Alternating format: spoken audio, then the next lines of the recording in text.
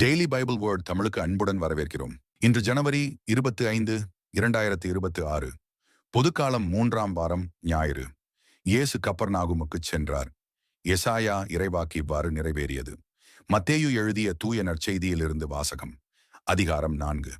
இறை வார்த்தைகள் 12 முதல் 23 வரை. அக்காலத்தில் யோவான் கைது செய்யப்பட்டதை இயேசு கேள்விப்பட்டு கலிலேயாவுக்கு புறப்பட்டுச் சென்றார்.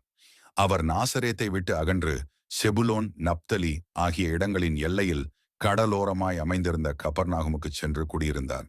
இறைவாக்கினர் எசாயா உரைத்த பின்வரும் வாக்கு இவ்வாறு நிறைவேறியது. செபுலோன் நாடே, நப்தலி நாடே, பெருங்கடல் வழிப்பகுதியே, யோர்தானுக்கு அப்பாலுள்ள நிலப்பரப்பே, பிற இனத்தவர் வாழும் கலிலேய பகுதியே, காரிருளில் இருந்த மக்கள் பேரொளியை கண்டார்கள். சாவின் நிழல் சூழ்ந்துள்ள நாட்டில் குடியிருப்போர் மேல் சுடரொளி உதித்துள்ளது.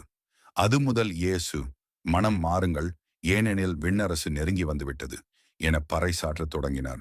இயேசு கலிலேய கடலோரமாய் நடக்கும்போது சகோதரர் இருவரை கண்டார். ஒருவர் பேதுரு எனப்படும் சீமோன், மற்றவர் அவர் சகோதரரான அந்திரேயா. மீனவரான அவ்விருவரும் கடலில் வலை வீசிக் கொண்டிருந்தனர். இயேசு அவர்களை பார்த்து, என் பின்னே வாருங்கள், நான் உங்களை மனிதரை பிடிப்பவர் ஆக்குவேன் என்றார். உடனே அவர்கள் வலைகளை விட்டுவிட்டு அவரை பின்பற்றினார்கள். அங்கிருந்து அப்பால் சென்றபோது வேறு 2 சகோதரர்களை கண்டார். அவர்கள் செபதேயுவின் மகன் யாக்கோபும் அவர் சகோதரரான யோவானும் ஆவர். அவர்கள் தங்கள் தந்தை செபதேயுவுடன் படகில் வலைகளை பழுது பார்த்து கொண்டிருந்தார்கள். இயேசு அவர்களையும் அழைத்தார். உடனே அவர்கள் தங்கள் படகையும் தந்தையையும் விட்டுவிட்டு அவரை பின்பற்றினார்கள். அவர் கலிலேய பகுதி முழுவதும் சுற்றி வந்தார். அவர்களுடைய தொழுகை கூடங்களில் கற்பித்தார். விண்ணரசு பற்றிய நற்செய்தியை பறைசாற்றினார். மக்களிடையே இருந்த நோய் நொடிகள் அனைத்தையும் குணமாக்கினார்.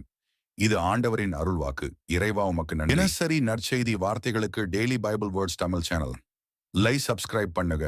இந்த வீடியோவை லைக் செய்யவும், ஆமேன் என்ற வார்த்தையை பதிவு செய்யவும் மற்றும் உங்கள் நண்பர்கள் மற்றும் குடும்பத்தினருடன் பகிர்ந்து கொள்ளுங்கள். கடவுள் உங்களை ஆசீர்வதிப்பாராக. ஆமேன்.